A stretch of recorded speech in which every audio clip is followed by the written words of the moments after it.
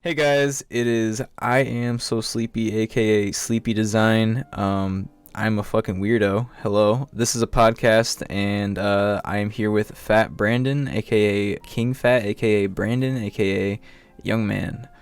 But yeah, we're gonna, AKA, aka the AKA the legend. doggo Jimbles. Oh yeah, of course. I can't believe I forgot about that one. God damn it. Your at on Instagram is at Fat Brandon, right?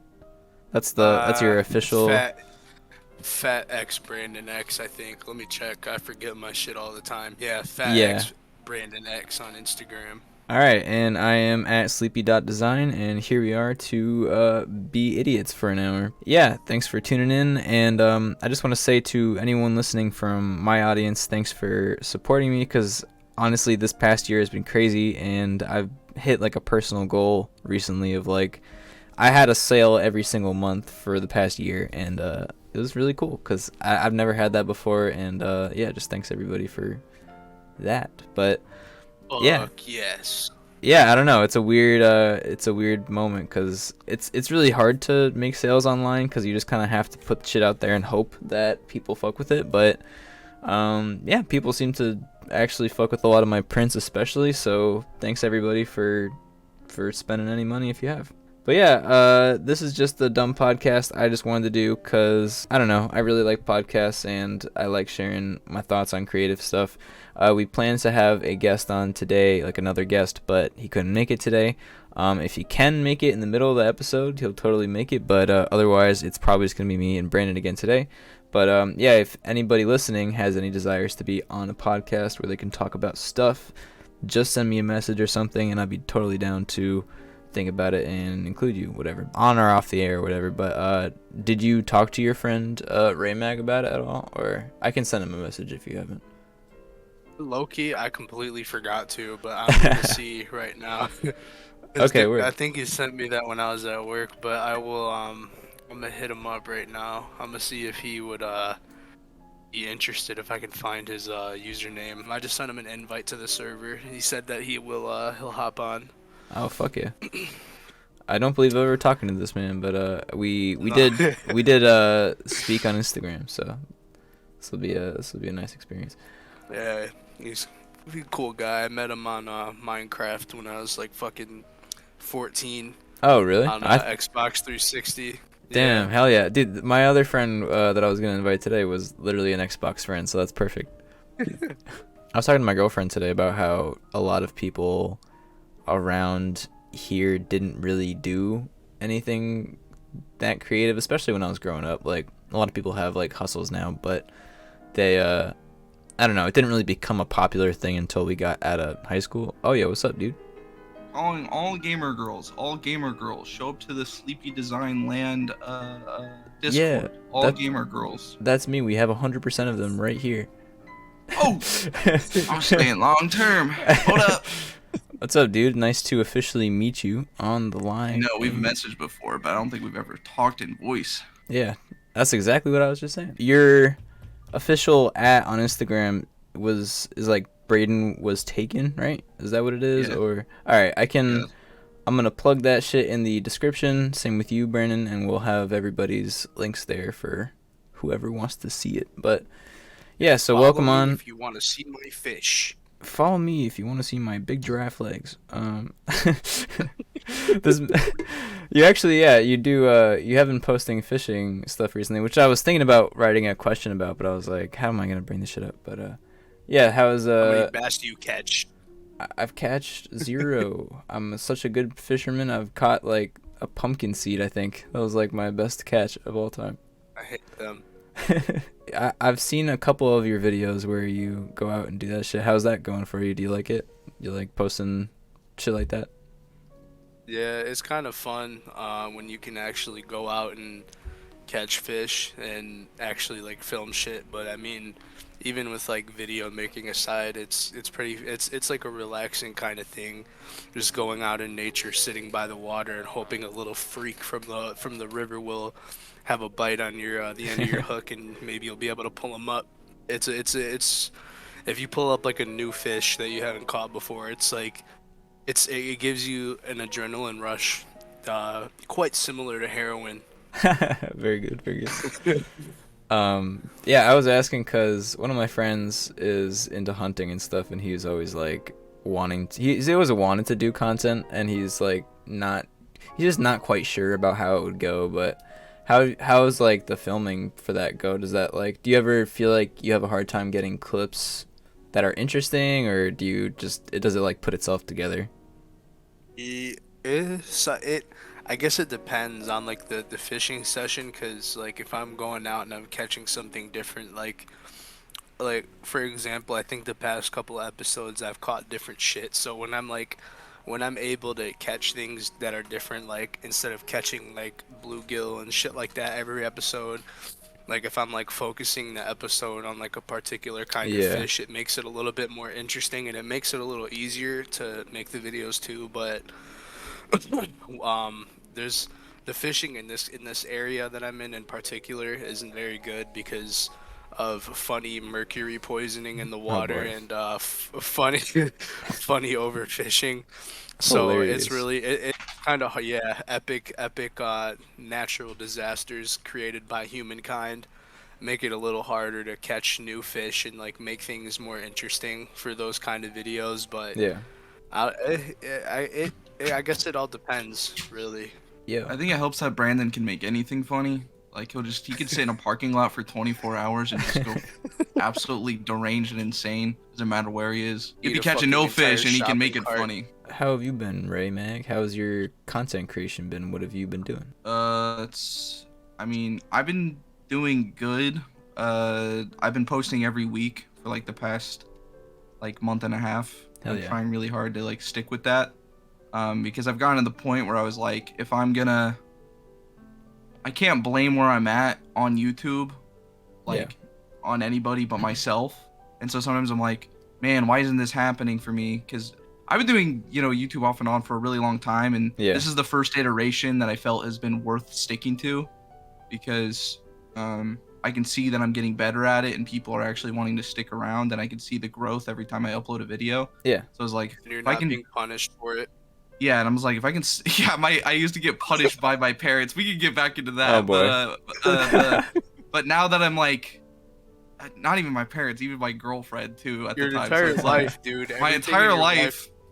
was But, fucking attacking you. I'm now a single man. I'm free. I can roam around. So I finally got to the point where I was like, it doesn't matter if I have I have one of the like only 40-hour a week jobs that I can get away with doing this. I'm a caregiver at night, and usually they're always sleeping, so that's like when I can edit and like do those things. Yeah. And so I record during the day, usually like before I have to go to work, and then I edit as much as I can at night. And so I've been working really hard at that, and it's this is how I'm seeing it.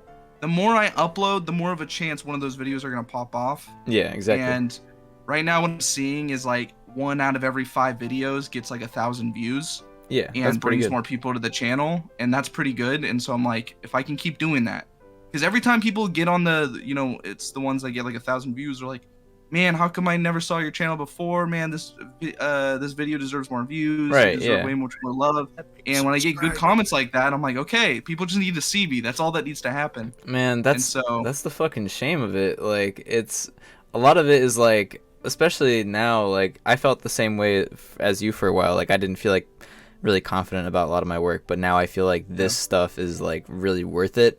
And so when something I really work hard on and really am proud of doesn't get in front of people, it's like, what, like why, bro? Like what the fuck? Like what in the algorithm has cursed me to, curse this content? But yeah, I know what you mean about you just got to keep shooting your stuff until one actually sticks, but it's frustrating when it's something you're really happy about.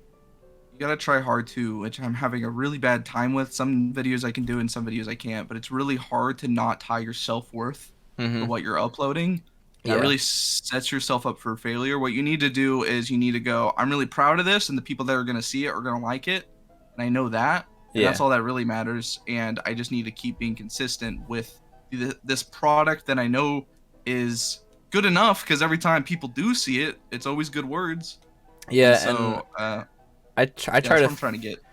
I try to, how you said tying your self worth to it. I feel like my first thing always with my clothing is, did I like making it and do I like wearing it? Like, or do I like putting it up on my wall if it's a print? Like, that's one of the things that's the first question that I ask before I even make it is, will I want this? And then from there, it's like, oh, what's the response that people have? But I never have a regret of like, I never be like, oh, that's this is a failure because people didn't like it. It's always just like, damn, why does the fucking Instagram show people, like that's what's frustrating. But I feel like I've been going out of my way to like post on other platforms like, Reddit and Pinterest, even though it's like kind of weird. It's just, I don't know. I've been trying to diversify where I put my shit out, and from there it's been getting better from, sometimes it does bad on Instagram but good on Reddit, and then I'm trying to also get out in person and do some booths and stuff because I feel like that's like my next step, the thing I haven't really. It definitely help.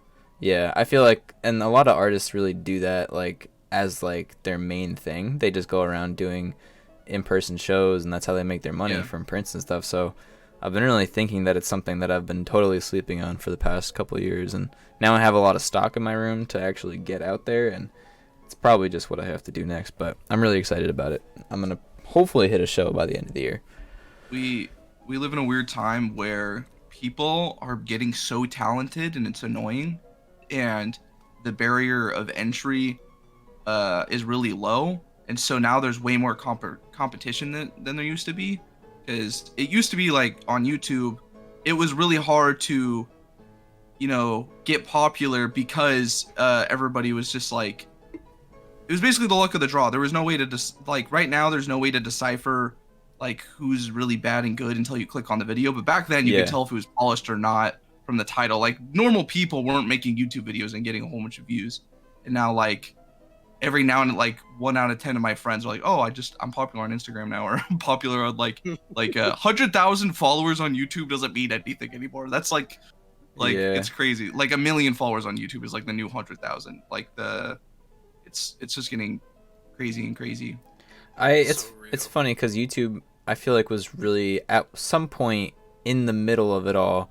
Around when I quit, it was really hard to get any of your videos out there, especially if it wasn't monetized. There was like just a change that had come around that was like, unmonetized videos do not get shit, and then they were demonetizing everybody, and it was just like, it was really, I don't know, it was really demotivating. And honestly, I kind of fell out of love with it in general. I had done it for like 8 years, and it was just like kind of getting to the point where I was really stretching myself to think of any ideas for any videos, and it was just, I tried to do the consistent thing of like uploading every week or multiple times a week, and it was just really hard to do with a job and everything, and I don't know, I found it hard, but also just because I wasn't really in it, you know what I mean? I just wanted to do it for fun, and that's what I realized at the end of the day, that I didn't really want to push myself in that way. But yeah, I don't know, I did feel like there was a time where stuff wasn't really getting through to people, and it was just like already popular shit that was getting recommended. But I feel like a lot of weird stuff now is popping up in my stuff. It's getting better now. Yeah, there's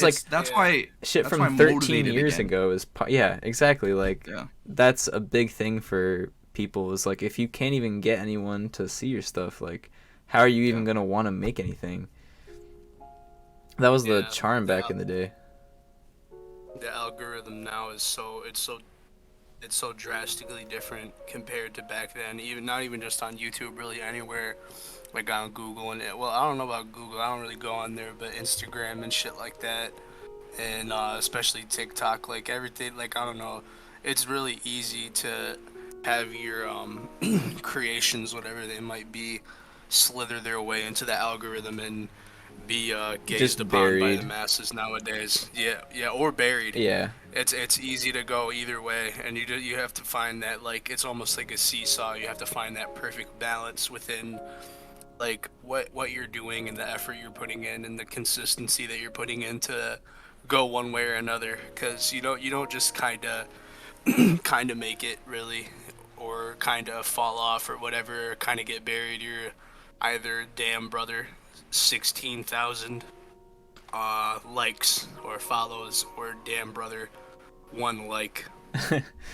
I feel like I will say that YouTube actually is doing a good job about putting content that has been there for years actually like back into people's feeds. Like it will actually put old videos there, which is, I think that's good, because why should anything that's still good get deleted just because it's old? You know, it's kind of stupid. But Instagram is, I feel like, horrible about that shit. I feel like your shit is just gone within a day to 3 days, and then from there you have to pay for ads to actually get it back into anyone's feed, which is the dumbest shit of all time.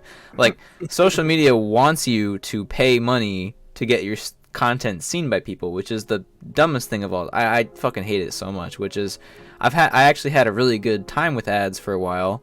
Then they changed a bunch of shit around, and now it just feels like a money pit, and I'm not really getting what I feel like I should be out of my money. So that's what's kind of pushing me to do in real life shows, because I don't want to put too much weight on Instagram and then have it be a fucking waste of time, you know? Like, yeah, I do have an audience, but it's fluctuating so much that, like, I feel like sometimes people see my content and I get like 100+ likes on a post, and then sometimes I get literally 10, and it's just like, okay, that's very cool. 5,000 followers, 10 likes, very awesome. Gun in my mouth now. Yeah.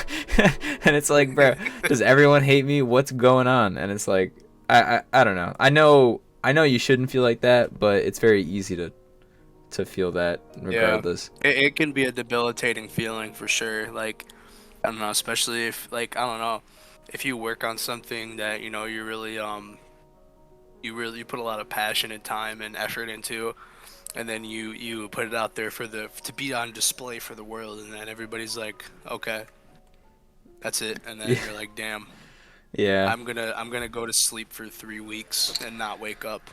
Yeah, I've been doing my best to, like, recycle some stuff. Not recycle necessarily, but, like, you know, just at least, because I work on these products and I work hard on them and I want people to see them. So there's always a chance that someone didn't see it, right? So I've been trying recently to repost my stuff, but it's also not something I really am that fond of, because I like making, you know, I want to make new content for people. It's just, yeah, being fresh. Yeah. All right, let me look at my questions and maybe I can dig into something. All right. Boy. Okay, so no, I did not talk to that underage girl. That was not me. All right, so what was your first creative project that you ever took seriously, and do you have any project that when you were a kid you were like just doing this like stupidly massive thing that you really couldn't accomplish but you really wanted to? Mine was to make a game. I always wanted to make video games, and when I was a kid I was like really serious about just making games in fucking Stencil or some stupid like free to use game maker thing. But what was your project? I wanted to be a prank YouTuber at age 14. I saw dude. I saw fucking videos of people smashing gallons of milk in like grocery stores, and I was like, that's funny. At 14, I'm like, I want to do that now. That's so funny, because that makes so much sense. That was a lot of what your content was for a while. Yeah, especially back in the day. I think this was like before I even like I started the channel, but I didn't have any kind of like following or anything like that. But this was when I was like 7th grade, and I did really like dumb shit in school, because I couldn't go out. I couldn't go to stores on my own. So I had to stick to making people's lives hell in middle school and early high school. How about you, Raymond? Man, one of the earliest things that I actually took seriously was probably when I was like 14, and I was working on a game, and I was like, I'm going to not do any of my schoolwork. I'm going to spend all of my time on this at 14. And over the course of like 4 months, I was like, I'm going to finish this thing. And I finished it. It might not be the best game in the world, but it was a fully completed game that hell yeah, my brother helped with. He did some of the coding, and I did like all the artwork, and I was like really proud of it. And I remember my dad, I was like, look at this game I made, and he's like, is this "Is this why your grades have been slipping?" I'm like, "Yeah, I worked on it for like 4 months. What do you think?" And he started screaming in my face. Rightfully so. He was trying to get me back on track. He would just constantly want to shake my hand. He's like, "Why are you so stupid? Why do you just want to keep making things? Make your homework." God Yeah, damn. that's basically. I mean, I didn't quit my homework, but I didn't want to do anything else except make fucking games. Yeah. I got into it when I was like in 4th grade. They had this like thing called Scratch that you could do at school where they taught you how to make very basic, like, I mean, it was like not real coding. It was just like drag and drop type shit, but Yeah. it was really inspiring to me as a kid, and I got really into it, and then I did it up until probably early high school, and then I kind of lost it because I ended up realizing, like, to make a game you have to be not only good at just like art or whatever, but like there's coding, there's art, there's music, and you have to be, I don't know. I wanted to be good at all of it, and I couldn't, and I was just getting really overwhelmed. I was like, fuck this shit. But You have to be constantly motivated and organized at the same time too. yeah, I feel like it's something I could probably try to take on now or when I'm a little bit older, but it's still just like probably gonna take fucking all my time, and I'd have to really be dedicated to it, and I got other shit I want to do now at this point. Yeah, okay, so here, this can actually lead into something else. Is there anything else in the creative space that you've wanted to try but still haven't? And for me, that's music, because I've really wanted to do music for a while, but I just haven't really dug into it. And also painting, like digital painting, sounds really, really fun. But it's just, those two things in particular sound like a pain in the ass. Yeah, I feel like one thing I've always wanted to do, creatively, is like fucking produce beats on like something that isn't like a fucking website, cause I made a couple of beats, but I've made them all through this this app or website or whatever you want to call it, called Soundtrap. Oh, yeah. And unless you're like plugging in your own, like you're putting in your own plugins, or unless you have premium, all the beats that you would make on that sound like really like not good. Yeah. Just to put it simply. And I've always wanted to get into producing with like FL Studio or some shit like that. Oh, so Because you've not never actually only tried it before? no, I've looked at it on my friend's laptop before, and then I was like, this is alien technology. I'm not gonna be Yeah. able to understand this. Dude, it is so fucking complicated. It really is. Dude, yeah, that's why, like, I know that if I like really put in the time and effort and really just like kind of sat down for a couple hours and focused on it, I would probably be able to like understand it. But it's just I don't have a couple $100 or however much they're charging for fucking FL Studio nowadays. Two, I don't have a lot of time for that kind of thing, and three, I'm sure my computer would probably fucking melt if I tried to even put like fucking FL Studio Lite on my computer, because I have an all-in-one monitor that every time I have Google Chrome and Minecraft open at the same time, it turns into a fucking nuclear reactor. Goddamn. Fun fact, I actually tried using Ableton recently, and I was gonna pirate it, I'm not gonna lie, but I just fucked up the tutorial, so and then it ended up just launching, but it had the demo version, so you couldn't save anything. But I ended up using it for a little bit, and it seemed really fun. It was just, yeah, I'd have to spend days and days and days just working on it, and I've heard from people that if you really want to get good at that kind of thing, you have to learn music theory, and that seems like some alien shit. That's like the truest alien shit to me. But that's for real. I learned, I used to be in band when I was in school, so I know about music. I don't necessarily know what music theory entails, I guess. I've been really, really wanting to make my own like mini series, like cartoon. That's what I've been wanting to do, and right now I'm trying to get ahead on my upload so I can start working on that, because I dabbled in it in doing a Scooby-Doo short film and a Ocean Gate short film. I don't know if that speaks for itself, but I enjoyed those a lot, and people seem to really like those two, and I think they're like really high quality. And so I was like, I really want to make a short form mini series that I know I can do. I don't want to commit to like a whole, seasons run, but just one miniseries, like do like I don't know, like 6 episodes or something. And I already wrote like the pilot for it, and I like shopped it around to friends, and they liked it. And so when I get some free time, I'm gonna work on that and do a pilot, and then release that probably on a different channel, just share it around and get people's like anonymous thoughts on it. I'm probably gonna. It's one of those like websites where they can give like anonymous feedback, because I know if they're my friends, they're all gonna say it's good. I want them to give their honest answers. This is so. Oh my god. The best yet. I just want to make sure it's actually good and cohesive. So I'm trying to work on a long form series. So did you do the animation yourself? Yeah. So I'm doing like for Ocean Gate and Scooby Doo, both of those. It was a mix of using AI software just to make still images, and then I animate those still images onto like what I'm using. And the idea is I'm going to do that same thing and make a previs for what I want, and then I'm going to pay animators to actually make it. Okay.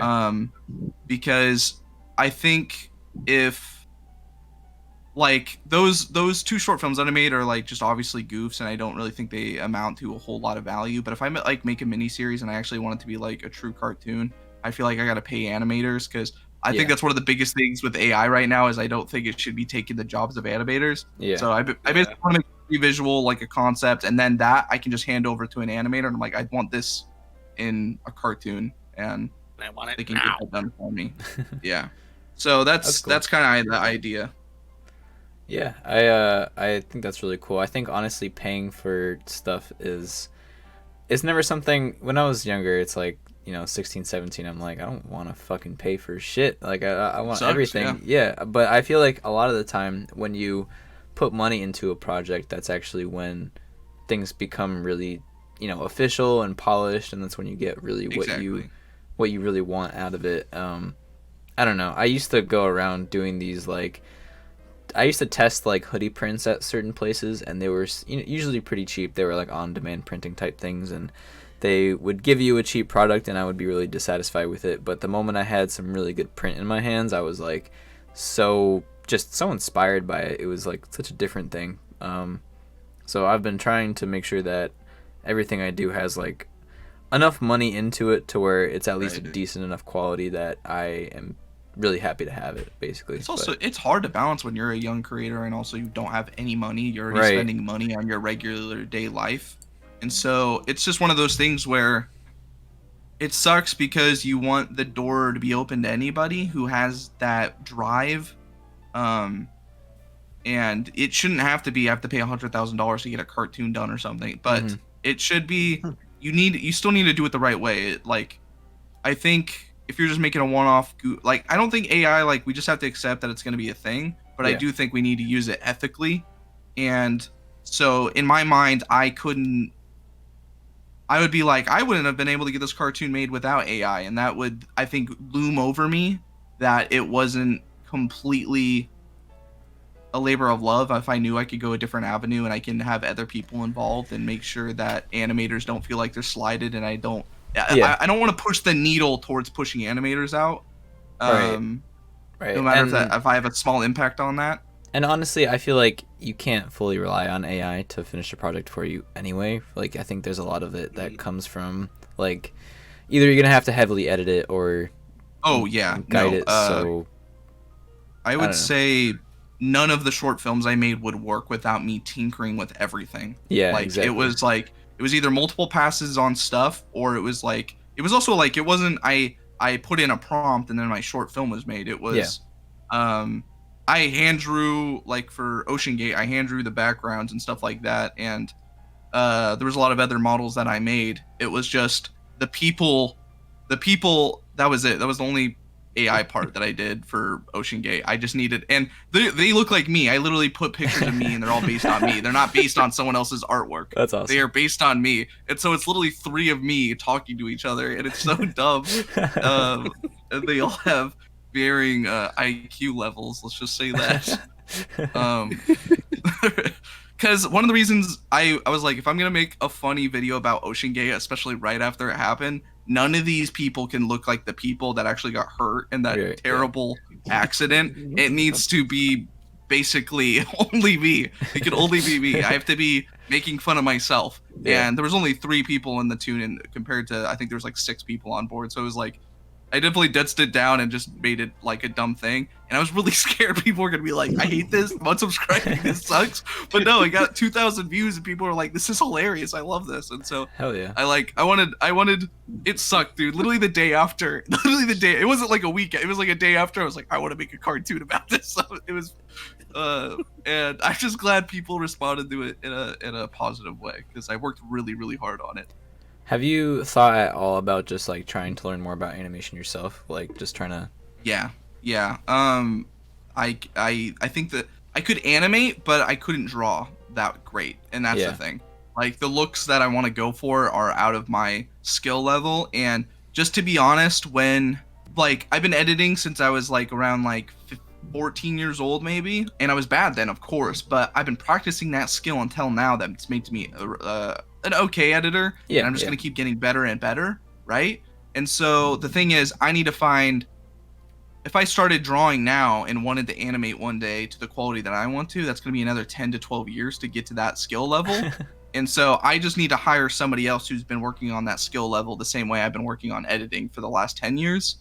And so that's fair. I just need to outsource it, and you don't want to stretch yourself thin like that anyway, because if I animated the whole thing by myself, it would take forever. I wouldn't have time for anything else.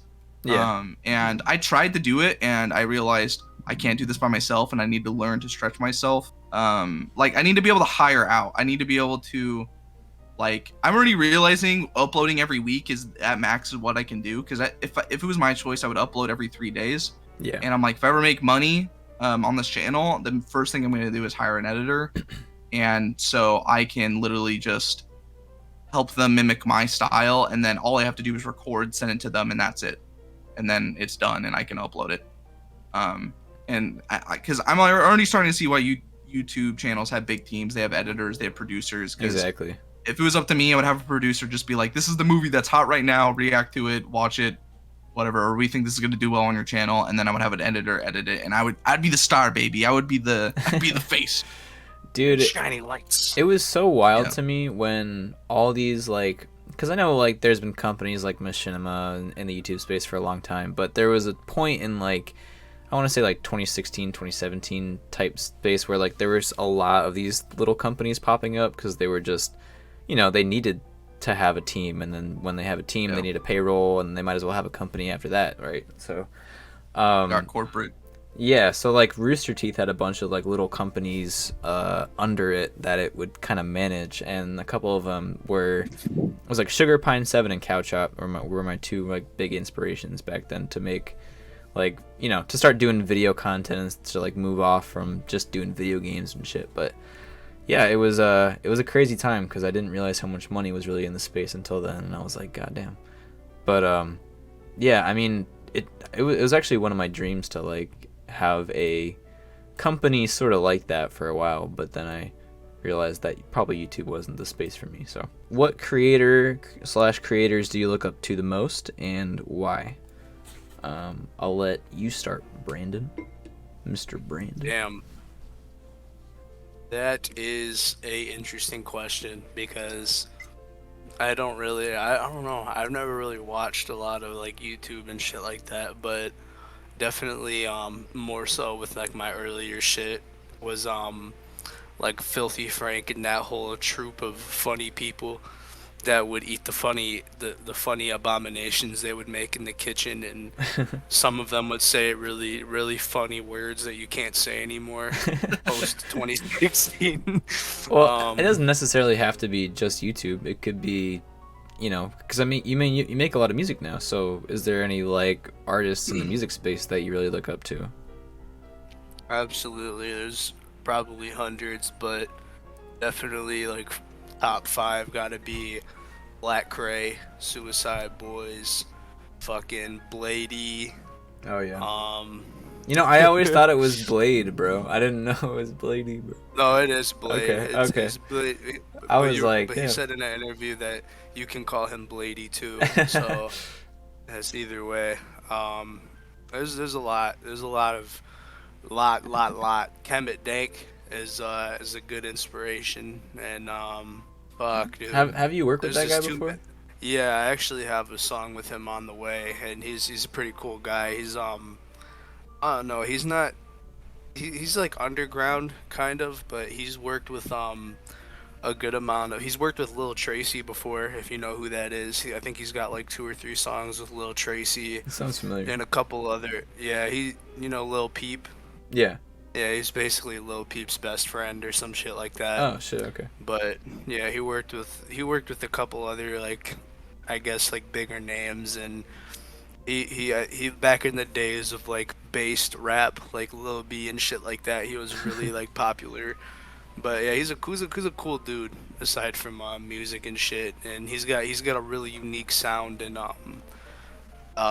artistic style to him that I've not heard. Like, he's probably an alien, but he's pretty fucking cool. Do you ever get inspired to make music from like from other things that aren't music, or is it usually just like how do you usually find your inspiration? Usually I don't know, especially recently I've like going out in nature a lot. It helps you clear your mind out, Yeah. and just kind of it helps you to filter out like a lot of things, negative or positive, and it helps you. I mean, I don't know, I can't say it helps you, but it definitely helps me personally. It helps me think clearer, like just going out and like walking in the woods or wherever in nature, Yeah. or just even just going on a walk. Like, you don't have to be in nature, you can be walking down the fucking main road for like an hour and a half, and even that just is like just any form of like relaxation kind of is a good way for me to feel inspired Yeah, that makes and sense. to like clear my mind to bring more things in, I guess, if that makes sense. Yeah. Uh, I think nature for me is really inspiring because it has a lot of nature's like has really good geometry to it. Like it has like really yeah, everything has unique shaping and is very, I don't know. It's just there's so much shit in nature. There's so yeah, many different types of plants, so many different, like, I don't know. It's very good for inspiration visually for me. Talking about the people who inspire me the most. I don't know. It's funny because it's not really a lot of artists in terms of visual artists. I do have some that are visual artists that I look up to. There's like just a bunch of people I follow on Instagram. It's just it'd be hard to name all of them honestly, but a lot of different visual yeah, artists. But honestly, with when it comes to like the spirit behind it, I feel like a lot of rappers help me kind of get the confidence to like just be confident enough to put myself out there and be confident yeah, about like and be like happy about it, you know what I mean, not be worried about what people are thinking, just be like yeah. I don't know. Just be satisfied with it and yourself and shit. Yeah, because then it's just a lot more fun and you can just be a whole different person when you're actually confident about what you're doing. And I feel like Yeah, I, I don't know if it was just my shit wasn't that good because I was a kid or whatever, but for a long time I kind of lacked that core confidence to really like push through, getting like no views or something. But now it's like if I get not like 10 likes on a post, I just have to be like, okay, well we just try again some other way and try and figure out how we did it wrong and whatever. Because there's right. always, it's not like I lost anything by hitting post. It's just not a win, I guess. Yeah, it's not favorable. I'd s- I feel that. if I could name some people, I would say Tyler the Creator, Kendrick Lamar, I guess to some extent J. Cole. He's okay. Back in the day, like Little Dicky was actually a huge inspiration to me, as cheesy Oh as it shit. is. He was just his shit was really funny and it was so different from everyone else's that I realized like, damn, you can really just go up there and like be yourself and like people will still fuck with it. Like, I mean, he got his career out of that, man. He got a TV show, bro. Like, I mean, he did his shows, he got his money, I guess. Fuck it. But man, if I want to name one visual artist, just a single visual artist. Let's see. Okay, wait. Baomii. That's Bao Mi or whatever, but she's a really good artist, and yeah, shout out to her. But yeah, Raymag, sorry for talking for 7 years. What's No. You gotta let the organic conversation flow. how To let the orange juice. who are your inspirations, video or not? Then, and this is one of the reasons why me and Brandon are so like. I feel like if me and Brandon, like, if you put our content next to each other, you'd be like, these guys were friends or are friends. Like, our stuff is so different now. But when I first started out, like, I was making Filthy Frank type stuff. Like, we were kind of inspired off the same things, and I was making some filthy things. I was making some like it would make like the viewers that watch my channel now they would vomit, they would go what the hell, they would unsubscribe right away, they would cancel me. things would be great. I'm a much different person now, and yeah, I had to delete a lot of YouTube videos, man. Yeah, and like I was just crazy when I was a teenager. It's just wild. I think everyone's just a dumbass when they're a teenager and they just go unfiltered online. Fucking pass a law where people like under the age of 16 can't access the internet. It really should be a law, dude. It should be a law, because I was saying the dumbest things, and I got to a point where, especially that content, whether I agree with it or not, it got me in a lot of trouble throughout the years. Yeah. With my school, my family. Oh god. There's so much fucking lore. There's so much lore. There's so much lore.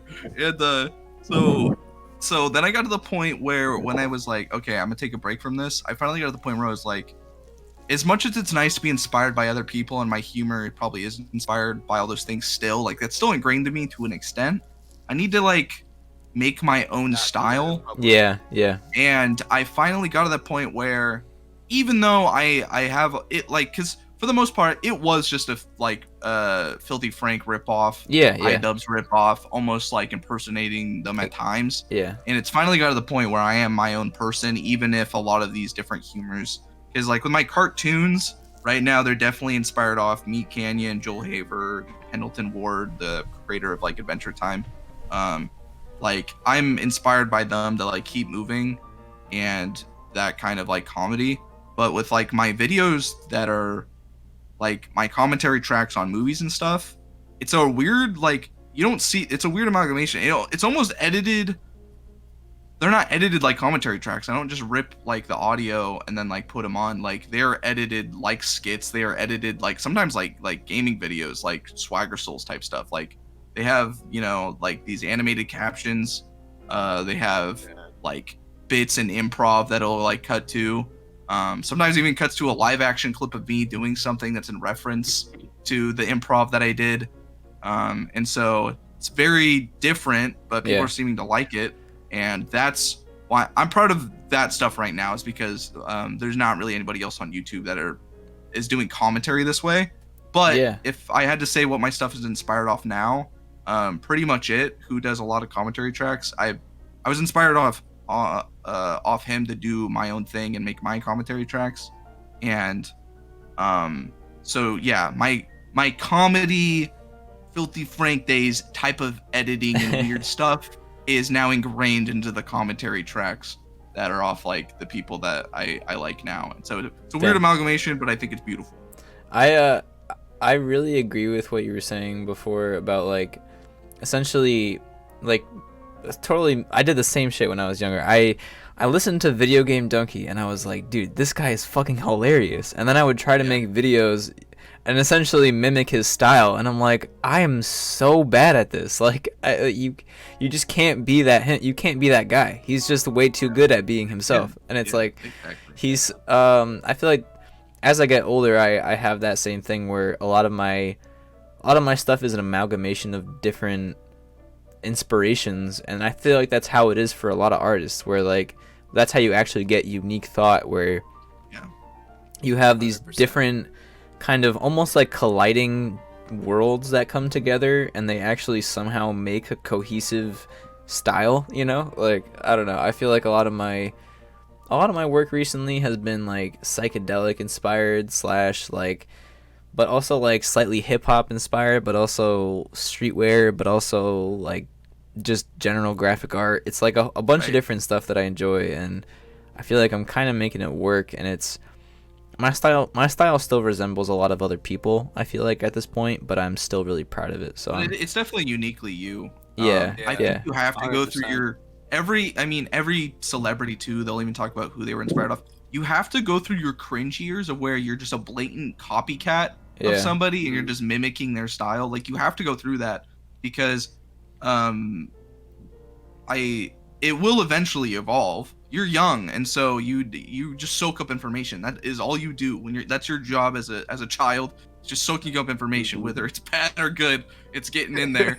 And so I went through my cringe years, and Brandon did too, and you did too. We went through our cringe years, and now we are uniquely us, and there's nobody like us. And then maybe in the future people will like our stuff, copy us, and then eventually evolve into their own thing.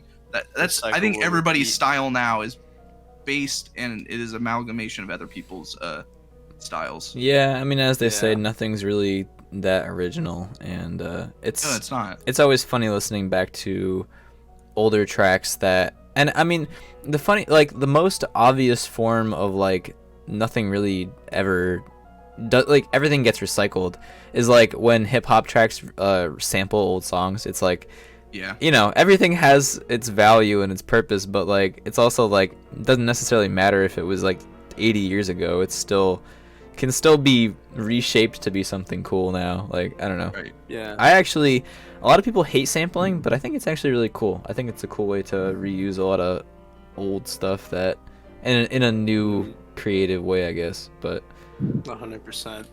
I want to get into beat making one day. That seems really fun.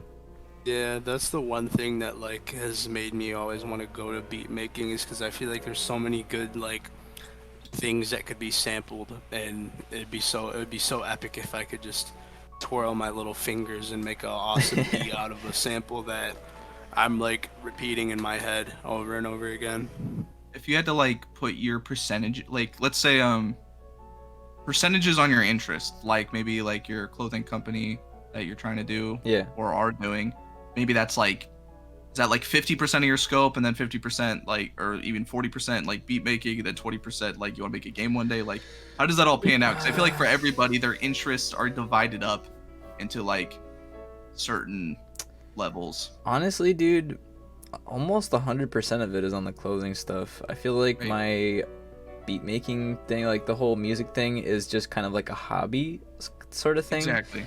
And I have this thing with videos too, like with this podcast. I feel like this is just more of a hobby sort of thing versus like something I want to start pushing all the time. Like the clothing is 100% where my passion goes in, and like I know there's just something different with art where I've found a creative flow that I can get into, and also I have a polish level that I feel like is unmatched to any of my old content, whether it be YouTube or Twitch or whatever. So anything that I've done in the past, it's like this has my full attention basically. And I like making podcasts and stuff, but I feel like I could never put more time into that than I could into I feel that because I think it's one of those things when you look at all your eggs, right? You're like, okay, this could be my golden egg. This is the one that could be, this is one I should be putting all my effort into, because not only am I really interested in it, but I actually think that like my skill level can match others, and I can get to everybody's level. That's how I am with my YouTube channel. Like I want to do songs too, but I'm not like taking it seriously. Like, I've only done one so far, and it was called Talk About the Lights Off. And literally the thumbnails of me in my underwear, and I just thought that was supposed to be just like, that's like a hobby for me. I just want to do that every now and again, and like, scratch that itch basically, and then I'll be good for like couple months, like, or like to a year, and then I'll do another one or something. Yeah, exactly. But, I literally did a podcast episode about a year ago with Brandon, and it was like, that's exactly, I don't know. I'll probably, on that note, we'll probably do another one soon if you want to, but because my friend wasn't able to make it tonight, but he'll probably want to do it again. But yeah, I don't know. I feel like a lot of the time, all the other creative stuff that I want to do is like, oh, I feel like I want to do it, and then I'll do it, and then I'll be good for a while. And the clothing stuff, I always have new ideas. I always have something cooking. I have a laundry list of things that I have yet to make because of money issues, and I mean, not that I don't have enough money right now. It's just like I don't have enough money to fucking constantly make something. Yeah, you can't all the overextend time. yourself. Yeah. And you got to be safe, and you got to make sure the whole thing doesn't go crashing down. You got to like, you got to do your best. Yeah. So 100%. at this point, I'm just trying to focus on switching away from ads and like, because I've been posting a lot of ads recently, and ever since I started, really, I've been trying to focus on figuring out marketing. But I do feel like in-person stuff is my thing. But I said that like 5 times, so I'm a fucking idiot. I don't know. I'm just really excited about it, honestly. I'm really interested to see where that goes, because I feel like it's just something I've thought about for a long time and I've never actually done. So yeah, it could be definitely a good opportunity. And I'm just excited to like take my friends out there and just fuck around and be a dumbass. And I guess that leads into something I was gonna ask. So how do you guys feel about conventions? Have you ever been to one? What do you think? And would you ever do a table or a panel at a convention if there was some sort of desire? You know what I mean? If there was like a... Because I don't know. I've actually been interested. I think there's levels to that. I think it's different if you are... Okay, so let's say you're doing clothing, right? Mm-hmm. You almost have like a certain age limit to the people that can be into you and afford to be able to go to that convention and like have fun. You're gonna meet people that are probably around your age or above, or maybe even like I don't know, late teens. But you're gonna meet that demographic, and I think that can be enjoyable. But it's a lot different with YouTube, where like I'll sometimes go through like my subscriber list that are public, and I see like some of their like ages, and I'm like, if I could meet this person in real life, it would be rough. And it's the same thing like my buddy Beaverak, who he kind of stopped doing YouTube, even though he was like, he has 120,000 subs right now, but he's kind of like, he's gotten to that point where he was making content because his Terraria videos got popular, but then when he was like, he kind of burned himself out because he did so much of it because that was the only thing that got popular. He kind of grew to hate it. Yeah. And the only people that are really playing Terraria are like kids for the most part. And so most of his audience are kids. So it's like, it would be like any time like in a stream when I would moderate, you're just moderating kids. You're just like a kindergarten teacher making everybody, play along, and so I think I do have like a lot of like, when I look at my demographic, it says that I have mostly 20-year-olds watching. Yeah. But I do get scared if I ever did get popular enough that there would be some like weirdos that I would have to like get through, or people that I just couldn't connect to because they're younger. I think I think pretty much anyone who gets popular online would have to deal with that. I think that's right. So yeah, I think if it's something I organized and it was an event that I wanted to do, and it wasn't like, I don't know, like something, I would never do VidCon even if I got popular. I genuinely wouldn't. But if I threw my own thing, if I threw my own thing and I was kind of like organizing, like I knew everybody was gonna have fun and I didn't have to sit at a table for 12 hours, I think it could be fun. So yeah, that's my thoughts on that. I think if it was organized right and I didn't have to sit at the table the whole time. I don't know. If you throw on a show, like if everyone was sitting down and you're on like a panel, that might be different. That might be a little more fun. Yeah. I mean, a lot of people actually, that's most what, like, I went to RTX in 2018, I think, and it was actually a fun experience, but it was also just like a total ripoff in a way. It was like just a merch fest, basically, and everything was just being... Like, everything was being sold. Now. And also, if you wanted a water and a pizza, it was going to cost you like $18. It was very cool. Wild. And a slice? For a slice? That's fucking blasphemous for my god, 2017. Yeah. That's fucking blasphemy. Hey guys, we're gonna do the creator fund. Go to the GoFundMe. We're about to sue this organization for charging $18 for a slice of pizza and a water. The water was like $6 and the pizza was like $12. So the scam. Probably fucking Dasani water, I bet. Yeah, but you can taste the salt on your tongue. And then there was like the $30 parking that was like right outside the convention, and then it was very awesome. But I will say convention for sure. Yeah, I will say that my experience with that convention, that's the only place I've been. I was really happy to see the people that I was there to see, like the creators, and they were really, I don't know, it was just a surreal moment because some of the like I knew some of the photographers from Twitter, and then they were running around doing shots in the crowd, and I was like, Adam, I love you, and he turned around and looked at me, and I was like, that was awesome. But I don't know, it's just funny to realize that, oh, that is like a real person, and he's just a normal dude with a life. That's cool. Especially when you're like 17. It's like actually I was like 19. But I will say, like, after that, it was just like I didn't really have much to do. There was a bunch of anime shit that I didn't care about, and yeah, I don't know, I would do a table for sure because that would just be fun. But or a panel, that'd be fun too. I like to watch panels from conventions from creators that I've followed. And Brandon, how about you? You a big convention guy? You like anime? I've never actually been to one. There's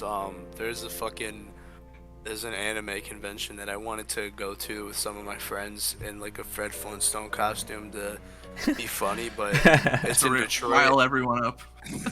Yeah, it's in Detroit, and I'm really trying to avoid going back to Detroit in period, and especially in a Fred Flintstone costume, given my history with fucking Fred Flintstone in Detroit. Given my history. There's a warrant out for my arrest. They luckily don't know my name, but they have a picture of me Sasquatch style walking in a Flintstones costume. They have a picture of me in the middle of the winter in a fucking in front of a car crash in a fucking Fred Flintstone costume. Jesus Christ! It's just a big foam club over your shoulder with your hair dyed black. I remember this era. This is a fucking insane era. It was a good era though. It was fun. Oh, I wouldn't say all that, but it was pretty silly. It's silly looking back on it. But it was a side quest. Yeah, it was a failed mission. But I'd probably go to a convention just for the funny of it. I don't know.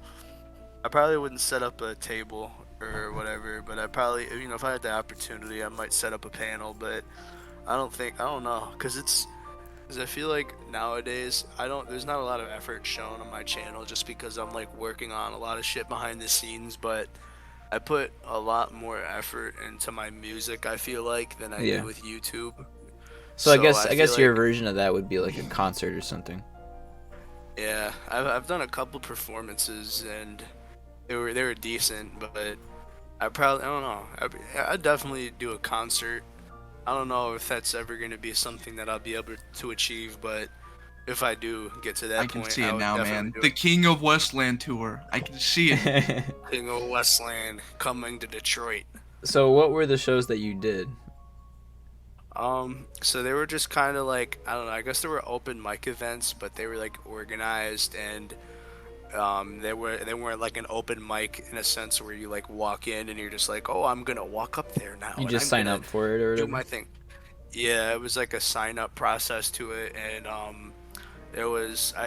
did one back in March, and then I did another one in June, and it wasn't like a super big event. It was kind of just in like a small like I don't know, it's called the Clubhouse, but I don't think it's like a club or anything. It kind of looked like a catering hall, but one way or another, it was like a live performance. There was like 15 other artists, and we all had like a 6-minute slot or something like that. And that's pretty cool though.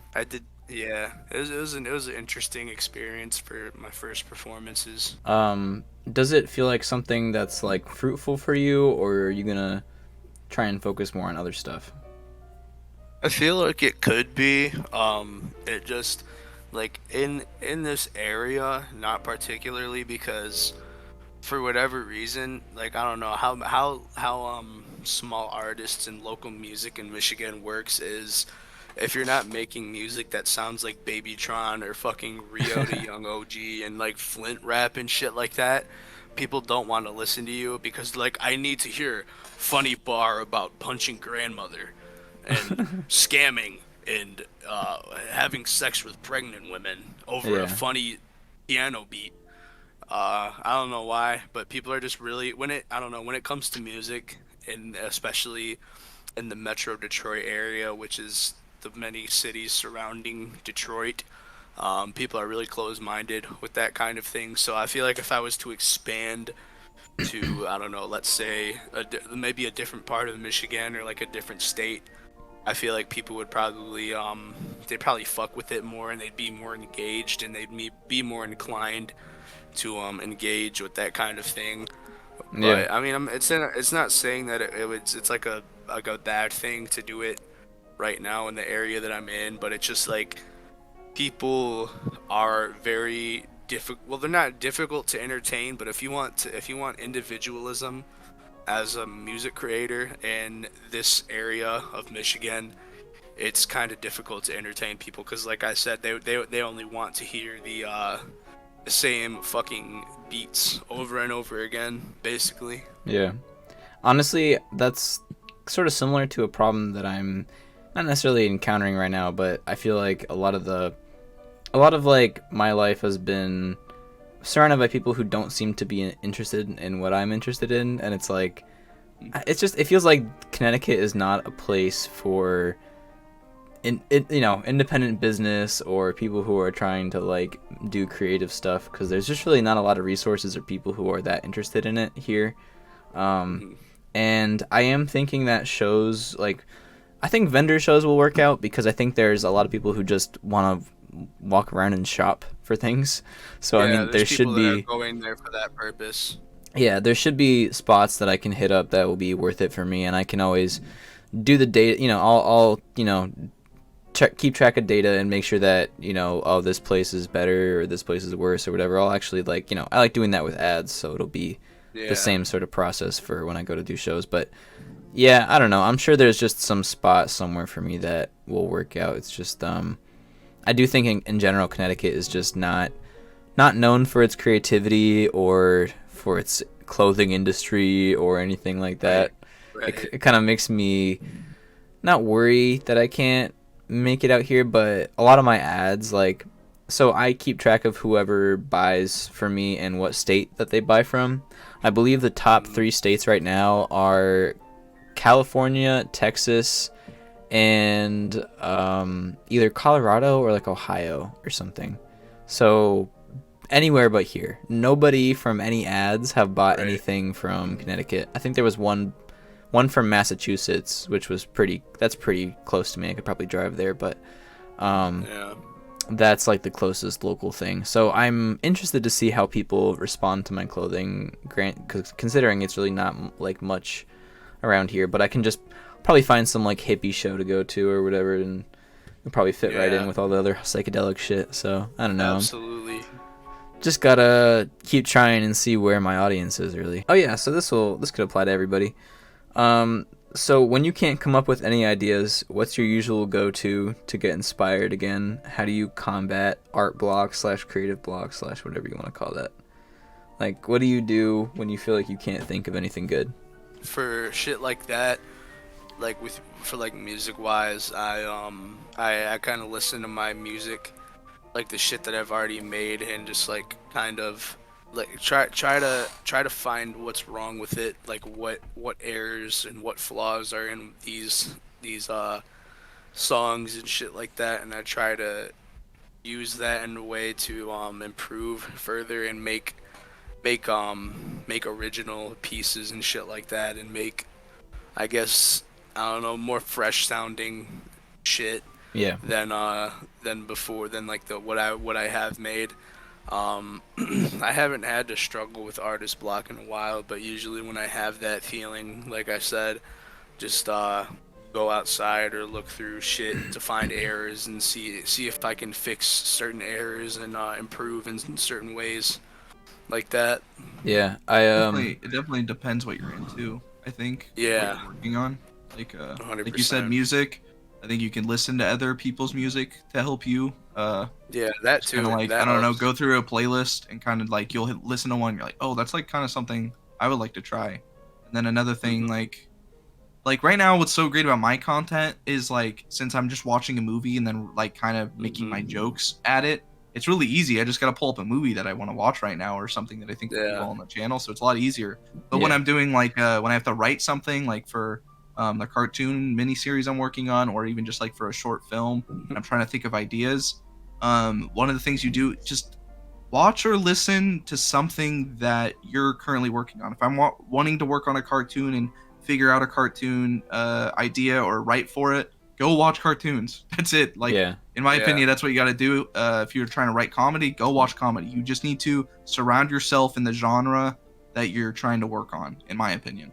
Yeah, I think that's a good idea. Honestly, all those were valid answers. I think that pretty much all you have to do is get yourself out of that mood, really. A lot of the time for me, it's just like over criticizing myself, where I feel like, oh, this sucks. Like, this is just bad. Like, I'm not good. I should quit. I should stop this. And it's like, if I just calm down for a little bit and then look into it more and kind of just look into what I don't like about it, I can usually just fix that. And that's kind of what it's been for me the most recent. Like, I don't think I've ever really, with this, I've never really burned out, you know. I've never really felt like creatively blocked, because I've just been enjoying it so much the whole time.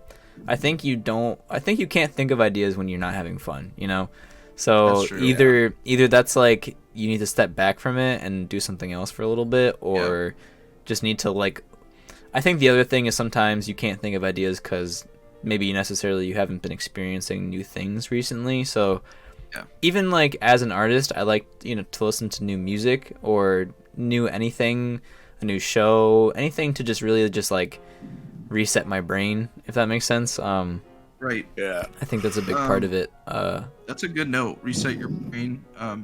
Yeah. On that burnout note, if I had to give good advice for that, I'll let you guys know right now, when I'm uploading every week, every Friday when my video goes up, I'm immediately self-worth attached to that video, and I get really burned out, like, depending on what's going on. Yeah. And what's getting me out of that funk, what's helping me is I need to remember that, yes, I've been for the past 10 years working on videos, but if I look at my YouTube channel, I only have like 20 videos uploaded. Like, that's what's visible to everybody else. So I need to realize that I'm starting fresh. I'm in a different place, and you need to, what might help if you're doing YouTube videos, go look at your YouTube comments, go look at those, you know, positive reinforcement of like, man, I wish there was more like this. The more consistent you are and the more you upload, and the more you're having fun, like you were saying, like, if you're not having fun doing it, you probably just shouldn't do it. I think there's a difference between having fun doing it and then maybe when you upload and you're not having fun because you're scared, like, about how it's going to get received. You just got to keep doing it. That's what I've been telling myself, is like, okay, on to the next one. Like, I need to not let myself think about it. Yeah. Because I'm motivated to do it, but I can't sit and see if I'm getting, you know, my labor's paying off. My labor's not going to pay off after a couple of videos. Like, yeah, exactly. You got to keep working on it. If you want it to be your day job, treat it like a day job.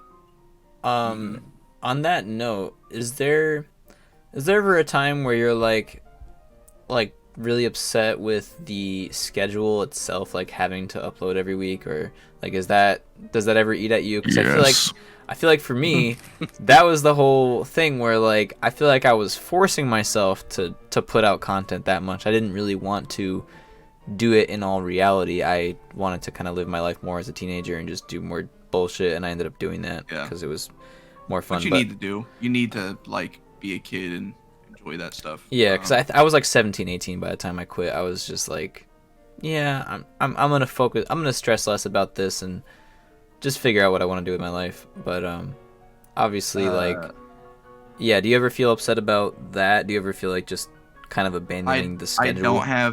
I don't have time for a girlfriend. That's just that's just it. I've tried dating, and they'll be like, hey, you want to hang out? And they're like, I'm editing. And they're like, oh, do you edit for work? And I'm like, I treat it as a job. I'm not getting paid. This is my life passion. And they don't understand. Yeah. And it sucks to say that, but like, somebody knew your me. My first love is the thing I'm working on, and it's hard for me to not put all my attention towards that. And when I like have free time in my head, I'm like, oh, I'm not working right now. I have free time. I should be working on the thing that I want to one day make money. Yeah. And so it's hard for me to go out and go hang out with a freaking girl that obviously like wants to hang out with me, but I can't. And so I've like sadly over and over, like, one of the biggest things is like when I referenced earlier, I wasn't able to make videos because I was dating somebody who kind of just wouldn't let me. Yeah. So that's it's kind of affected my brain now, where I think a girl's just gonna ruin my work, and it sucks because I know that's not the case, and some people will be understanding, but I just had like a very emotionally abusive girlfriend that anytime I recorded something, they would like purposely try to mess up my audio or something, or like they were always like, or I was like, hey, when I wanted to do a podcast, I was able to get big YouTubers on. I got somebody who had over 100,000. Leviathan, he was the Fortnite kid who made that popular song. Oh god. It was like all over TikTok, and I was excited to have him on. And I was like, hey, I just need the apartment for like an hour. And I was like, because I lived in a studio, there wasn't like a separate room that she could go in. I was like, I'll literally give you some money so you go like hang out with some friends or something. And anytime like that, she would like make it like, no, like I'm not gonna let you do this. And I'm like, no. I'm like, this could be big for like my YouTube career. Yeah. And so that's one of the reasons why that podcast just stopped, because I was dating someone at the time that wasn't letting me do those things. Damn. And it was just too much of a hassle every time. And so when I finally moved out and got my own place, I was like, it's time, baby. I'm putting head first, going in. And so, yeah, that is one of the annoyances. I don't have time for love as much as I want it right now. But I'm also like, I need to give this a last shot while I'm in my 20s and not painfully do it at 40 thinking I'm making good content when I'm obviously jaded and not. So I want to be able to stay in the game while I can. And I told myself I'm going to give myself like a couple of years, and if it's obviously just not working, then I'm going to give it up. Yeah. I think for me, I mean, obviously people can make YouTube work as a career. I'm not talking about that. I'm just saying, like, for me personally, I think a big thing I was happy about moving away from like YouTube and Twitch for was the fact that I didn't feel tied to having to make content like every day or push it out like artificially, if that makes sense.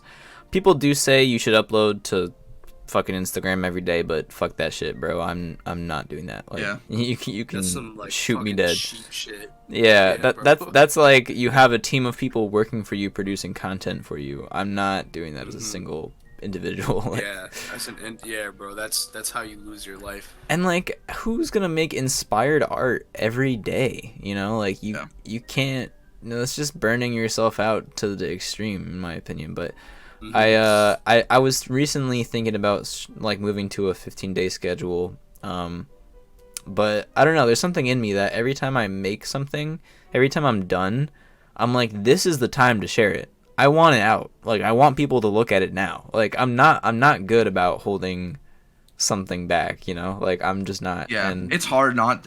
I think, in my opinion, it's easier.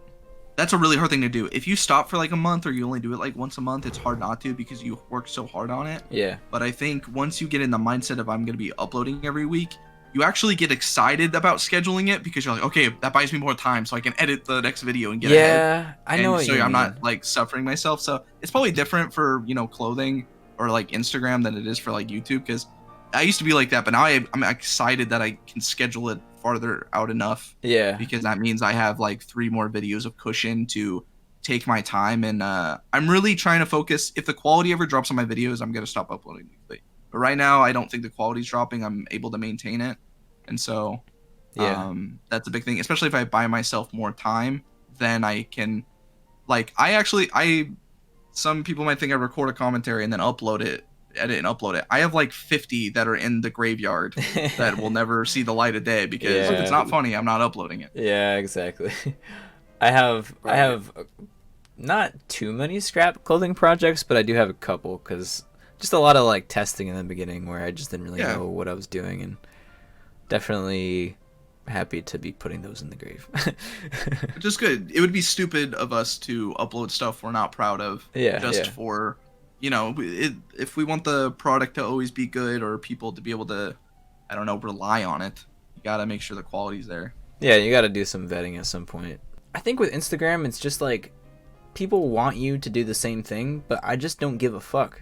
I don't know what it is. It's just like, I know that like people say that it's good for the algorithm if you do it consistently, if you post on a consistent basis or a schedule or whatever, or if you post every day.